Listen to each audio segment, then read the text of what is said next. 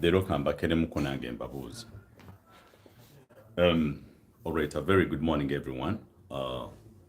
This is Ahewa Rogers, apparently, calling you. I would like to send my sincere appreciation mwina ababadde ku programs zaffe mwina ez'enjawulo kuba nti ebigenda maaso mu ggwanga mubiraba ebimu bisanyusa ebimu binyiiza. Basically ekyaleero sinza okundeeta it's all about education system yaffe gitano from Uganda. Byewuunyisa naye ng'ekituufu byebyo. You know, I was very surprised okulaba nti ku mitwalo 80 plus abatwala ebibuuzo mu ggwanga emitwalo 9 ne guyita mu first grade, emitwalo 7 plus ne giyita mu second, third and fourth grade. Gwatulaba batuwuliriza nga statistics bakulaga nti at this time nti ebyenjigiriza byabaddeko bit better than usual. First grade bakidde mu first grade emitwalo 9 nti kati Uganda ebyenjigiriza byabadde byakabi nnyo. Ekibuuzo kiri nti are we there because we are meant to be there? What could be the problem in our education system? Atulaba n'abatuliriza, what would be your idea mu kino ekintu? Abantu baali badde basoma mu style ki? Ebyenjigiriza byali badde bitya mu ggwanga? Because nyongera obategeeza nti if ebyensoma babifudde n'ebisigadde tebigenda kutambula birina okutambula. Lwaki njogedde bwe nti ojja kwesanga abasinga bonna mu ggwanga we are what we are because of education system. But at the end of the day, gewebuuza twali badde tutya?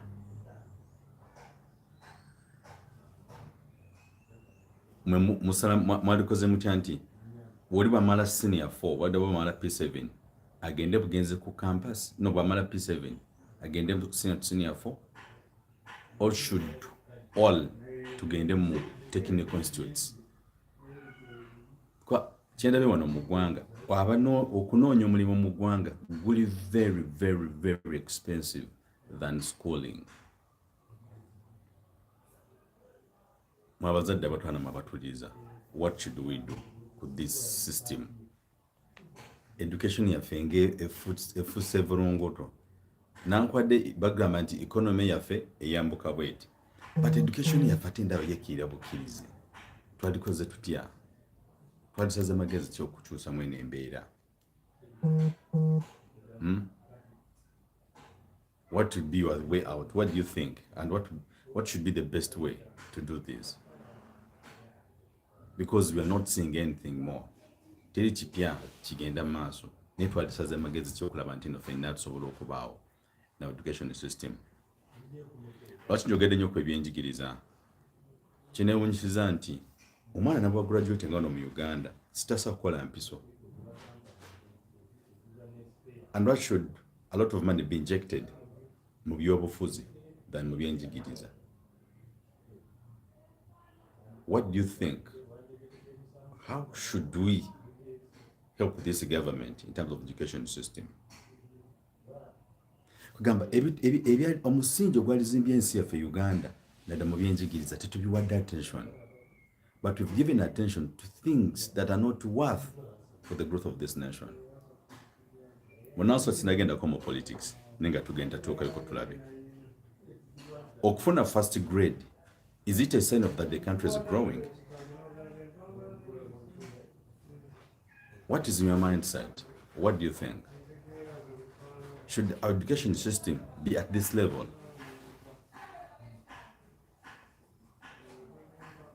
Mbuuza Minister of Education, okufuna first grade, is it a definition nti Uganda eri bulungi? Esente ezigenda mu bintu ebyenjawulo, tugeze nga tiyagaasi, tugeze nga byokwerinda, lwatu tuzimpacting tugamba nti at least every sub-county should have a technical institute, than every sub-county having a secondary school. And at the end of the day, if you follow up those kids, none of them has graduated. Even though if they've graduated, sponsoring them, never graduating are leaving them their chitegezache. I'm just giving a piece of advice to the Minister of Education and Sports.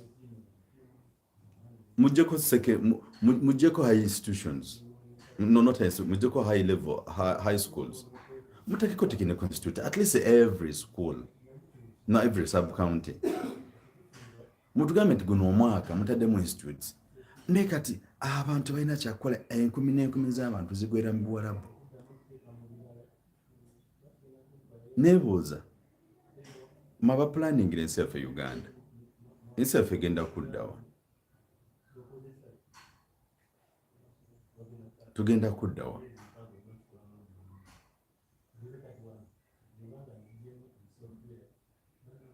So, basically, ladies and gentlemen, let us help our nation need to be there.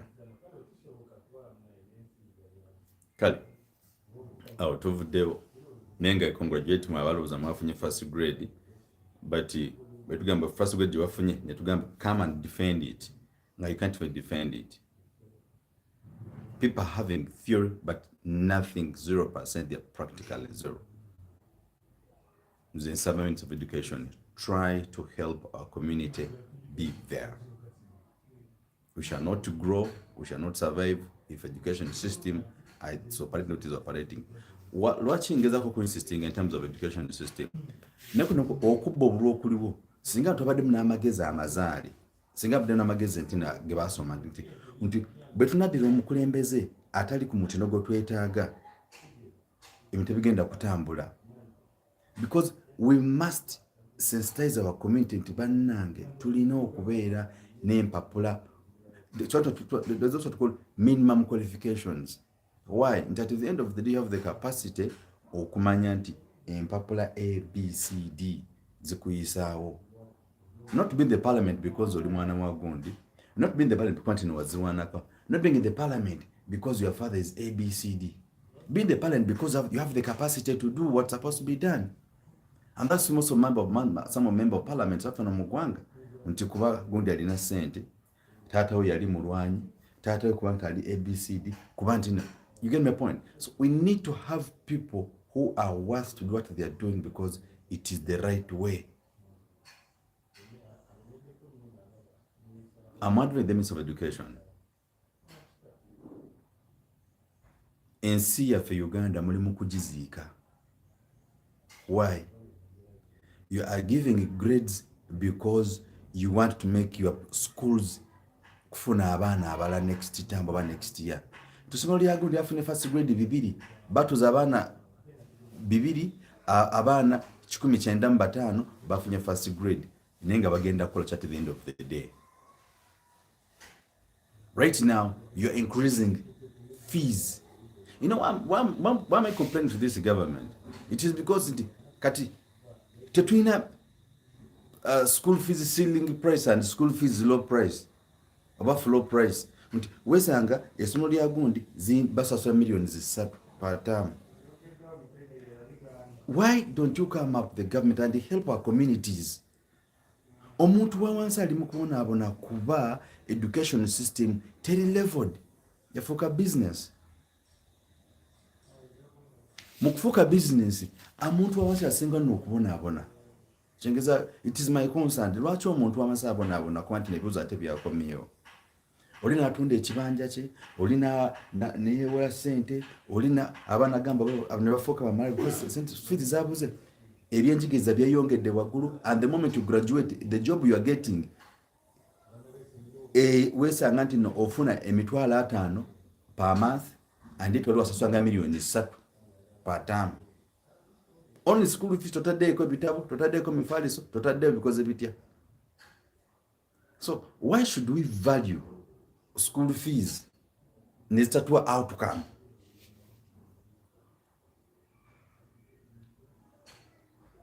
Mbuuza Minister of Education namwe abatwana batuuliriza, why don't you share this? Help me share to send jitindikire bannaffe about responsible. Try to share and let the public understand this. Why should tuition all school fees be higher than the salary that we are earning? Omuntu wa wansi ali mukubonaabona. Lwaki nvudenga kino ekintu nti abaana abantu babonaabona because of nti osanga essomero ABCD bali ku million 3, erya gundi bali ku million 2. Kati omuntu anasanyuka ddi mu nsi ye ng'ebintu bitambula bwe biti. Tukole tutya? What's your opinion?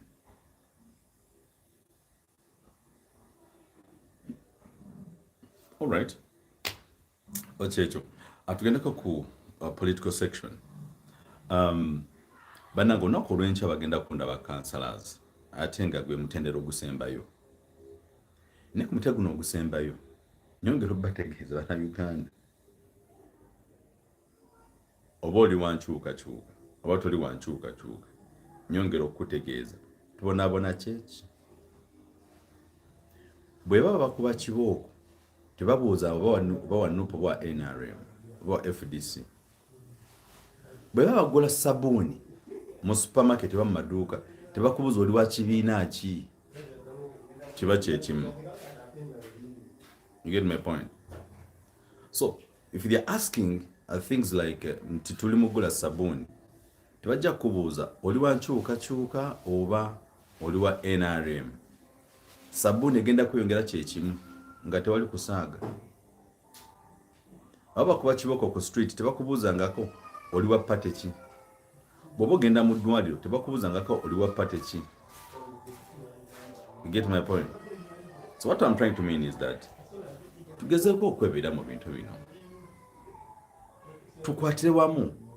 If it means me, I still have one mindset that this country can change. You know, basically Uganda, we don't need leaders. We need leadership. I have a feeling that maybe this country can change at one time. Toja kungamba nti banoonya, this is a simple example. Bobo noonya sabuni mu dduuka. Tebagikuguzanga ko ntino kuba kwanti oli muntu wankyukakyuka nedda. Tebakuguzanga ko sabuni kwanti oli wa NRM nedda. Ffenna tuli kyekimu. Batukyajinga kyekimu. Kibooko kyekimu. Sabuni kyekimu. Ebyamalwaliro kyekimu. You get my point?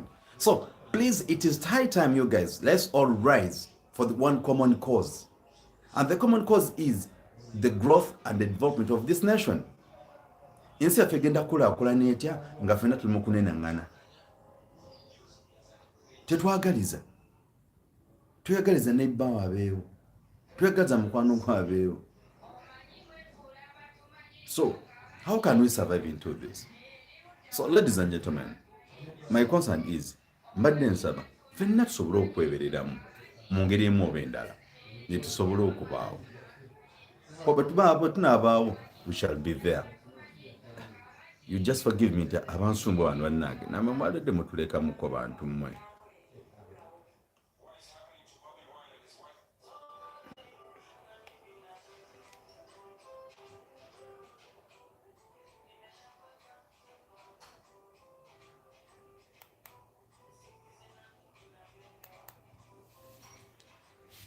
Yeah, so that's embalingeza kugamba kyekyo nti what you have to do, let us be neutral in some of the areas.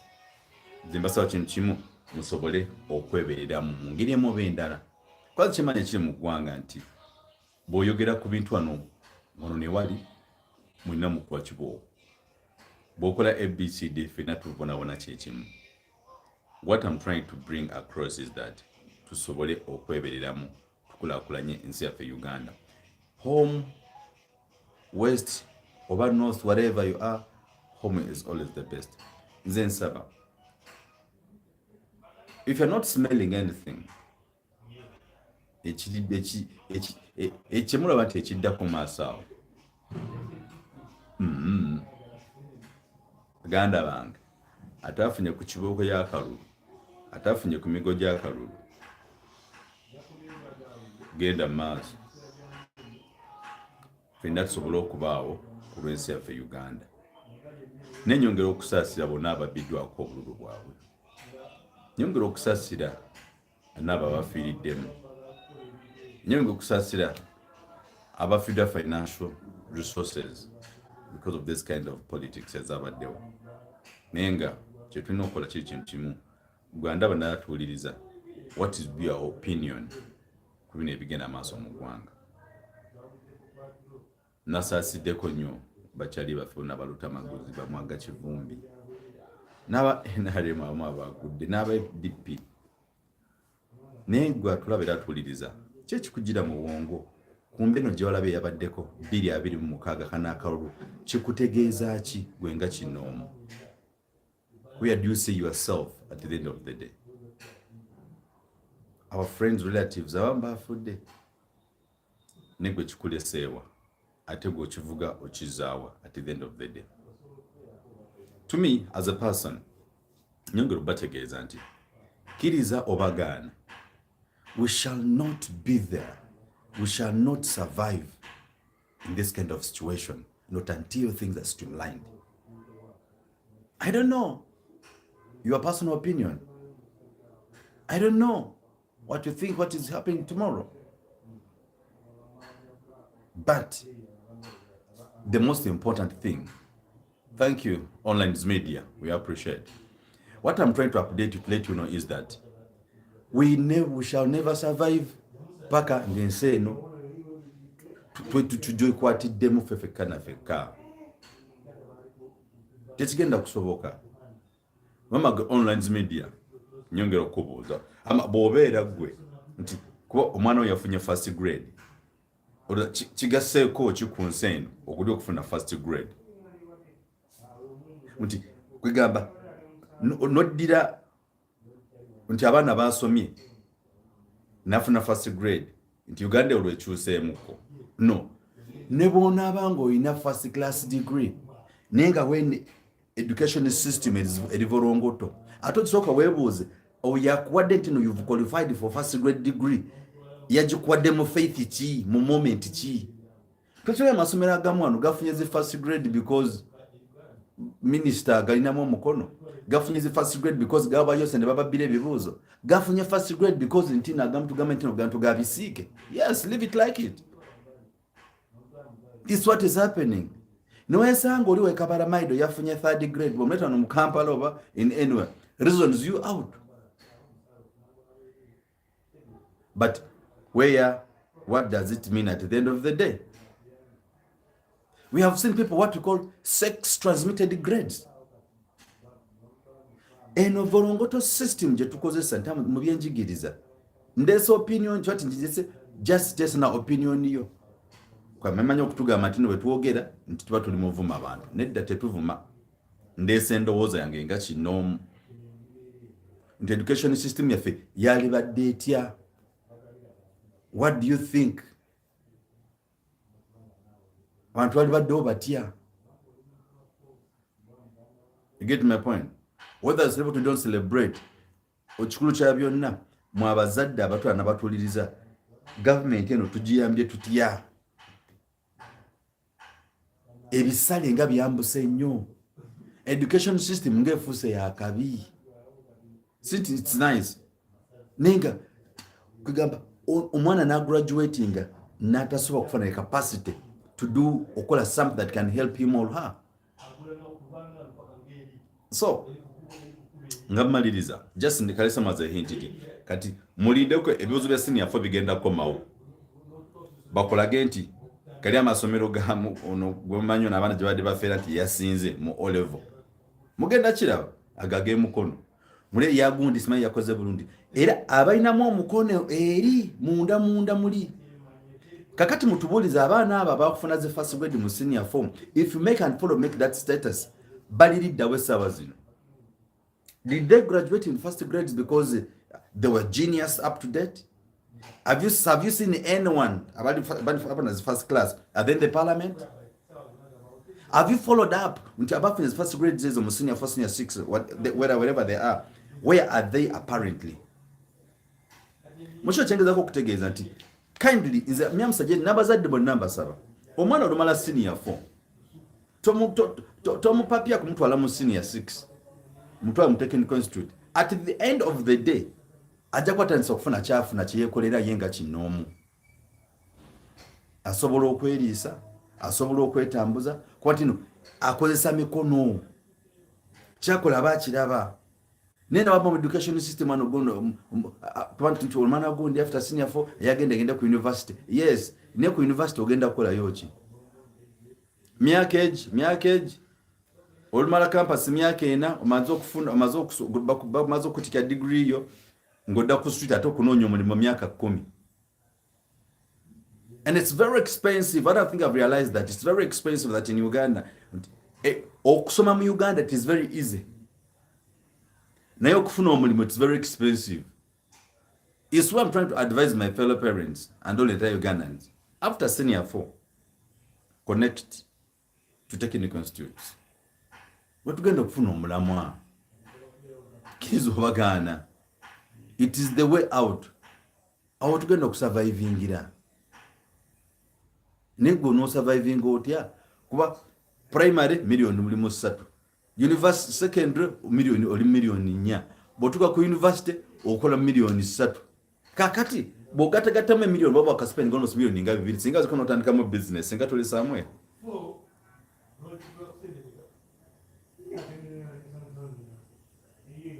Comrades, twebereremu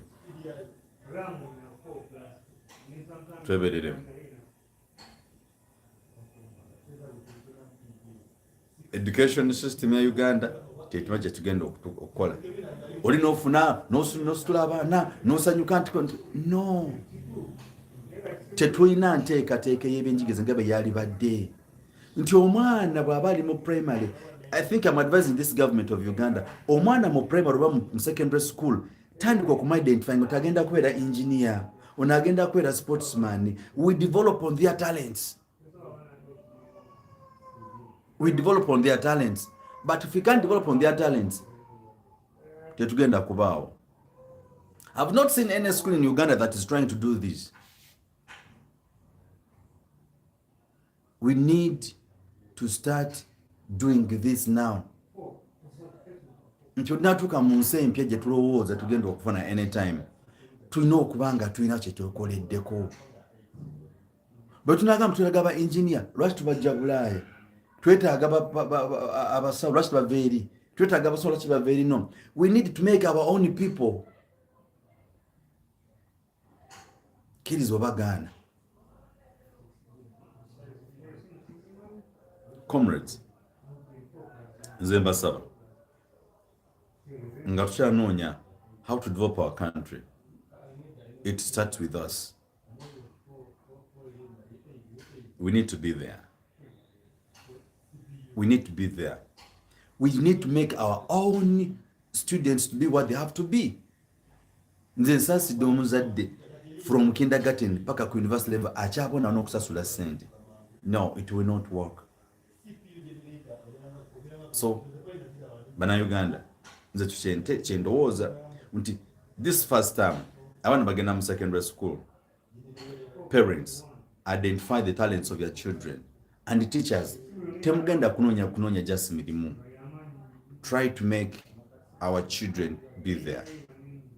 Try to make our kids nti bali musu, because ekyabatwala kusoma nga kyekyo.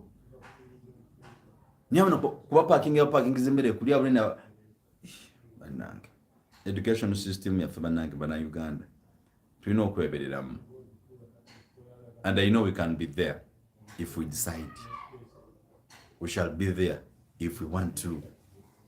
We can make it at one time. I know we will be there one day. Ladies and gentlemen, ngammaliriza. Nze mbadde mbasaba tukyuseemuko system zaffe zino, both politically ne mu social sector. Nga mbagambye nti okulonda kwanca balodi councillors, mbasaba enca musobole okwebereramu. Bannange ebyabadde mu kibuga kibooko okukwata abantu bakubiddwa mu mabirabye, naye nze nsaba kino nkisaba nga kisindika eri omukulembeze w'eggwanga bwe kisoboka okulonda kuno kwalivuddewo lwa nsonga abafudde be bangi, abattiddwa bangi, abali mu makomera bangi, abali mu kupondaabona right now bangi, abafiiriddwa ssente zaabwe bangi. Okulonda kujjeewo tumanye nti Uganda president alina kwalubeerera. Nze kikyendowooza singa bivaako because ne gwe bawangudde agamba yeewangudde, namba 6 gwe balagira nti no yawangudde kakati because baina amaanyi, and that's why I think people with power have no ideas, and people with ideas have no power. So it is only for intelligent people who understand this. Nti abalina obusobozi, sijja kyogera bubi, abasinga balina obusobozi tebalina magezi, tebalina ndowooza ezi zaali zimbye ensi yaffe Uganda. Ate abalina amagezi tebalina amaanyi ga taking a decision mu nsi yaffe Uganda. Ekyo kitegeeza ati nange osimanyi ne cyber harassment bagyesibyeko nnyo, etulugunyiza abantu bali mu makomera. That's why twatuwogera twekomako bwekomi netaba kyetusobola okukola, and at the end of the day hopefully everything will be fine. Ndowooza ebintu bijja kuba birungi mu maaso awo. Waliwo ambuuziza nti omukulembeze is accessible boy n'aliwa. Ebimu waliwo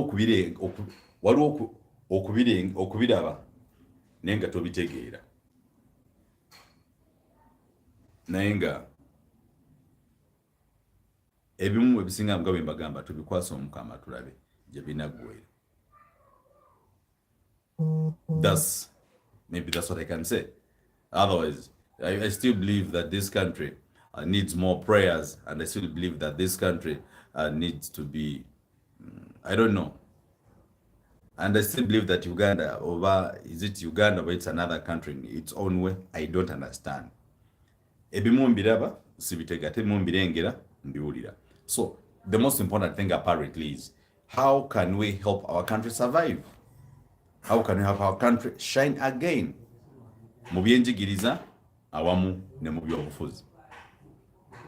What comes in your mind if you hear maybe one of your brothers, the member of parliament, ngebisaniza abirina? And that's why ntulina nimpagamba nti we have those people who lost, abaluzinga bululu, because they didn't position them properly.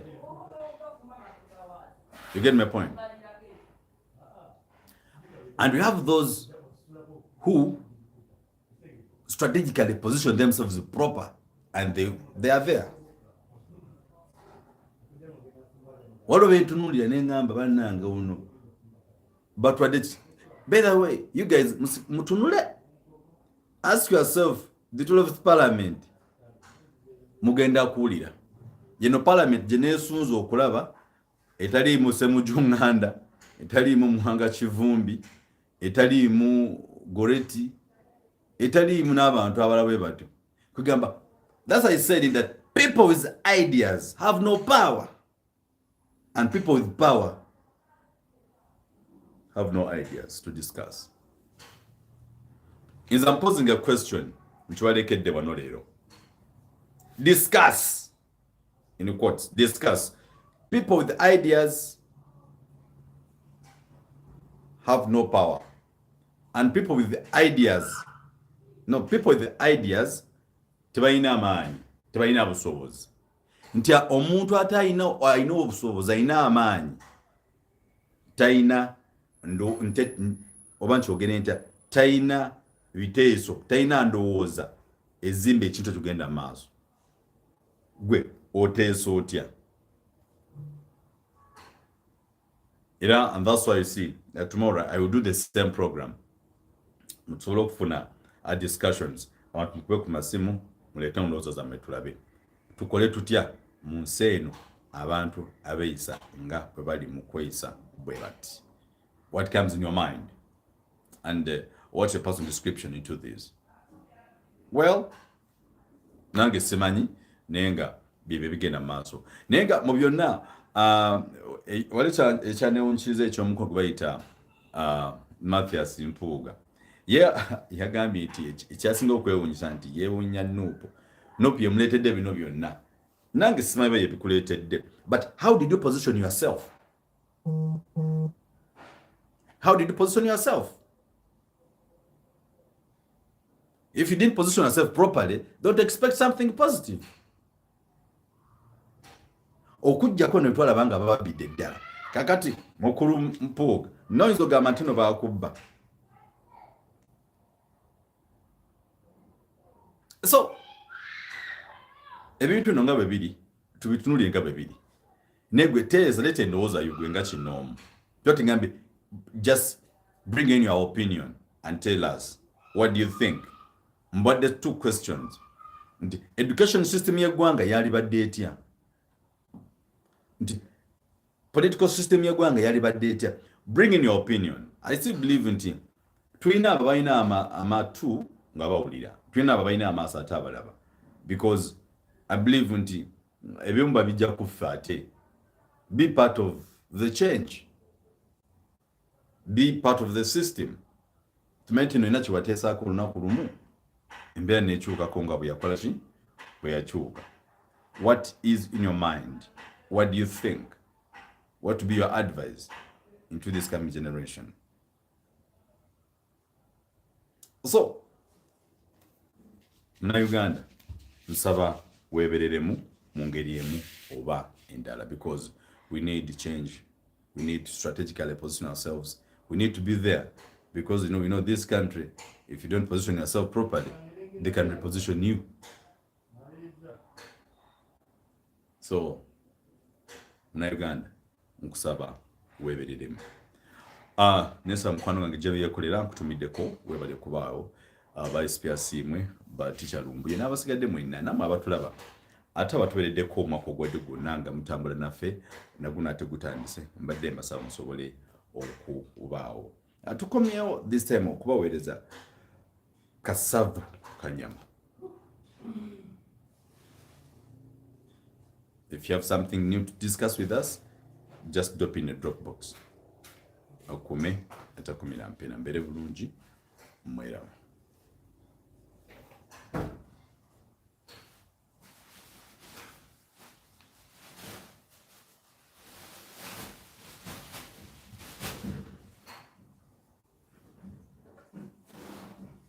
Well, as I said that I will be maybe back tomorrow. Those are saying that I think I'll come back tomorrow to Labe. Tusigalenga tuwayamuko. We hear your advice into that, because we know for those questions that we have suggested to those questions that are in place. Got ochitesa ko chato lowoza chicho lowoza chechikugira matu kubye bigera maso mugwanga, because we need to discuss together for the growth and development of our nation. A very good afternoon, everybody. See you. Good morning, wherever you are. See you, and see you when you're supposed to be seen. I tell you, those if you feel you can discuss with us, share with us. Our numbers are always available. You can just call in, bring in your motion. So look at debating ako tutambuze enjiri yenchuka munsi ya Uganda, because I would not encourage my abali kustruting kwekala. I would not encourage them, because people have lost their lives. Ate mukimanyi olumala okufa ngensi sometimes ekwerabira. Let endowooza yo tukulakulanye ensi yaffe Uganda. Suggest, advise, comment, supplement, subject, and then tulabe kiki what we can easily do, because it's very, very important to create a significant change, because at the end of the day our children, they will ask us, Daddy, Mommy, what happened? How did you help our nation? Bali mu system wakola muki? So mwabasobola o contributing kunchuka do that. I also contributing government in not necessarily finance, but contribute your mindset. Let endowooza you which bigera maso mugwanga tulabe nti naffe tuyambiddwa. Bring in your idea, bring in your motion, tusobole okubaawo kulakulanye ensi yaffe Uganda. Boba, if you have any question, kindly You can send it on 772-915165. 772-915165 or 759-915165. 0-7-2-9-5-1-6-5 oba ku Airtel 075-079-5-1-6-5. You can call in, take a call, your idea, bring in your motion, tulabe ensinga tulo kujitambuza. Katondo cha netendo abatukumire mbere bulungi mwera.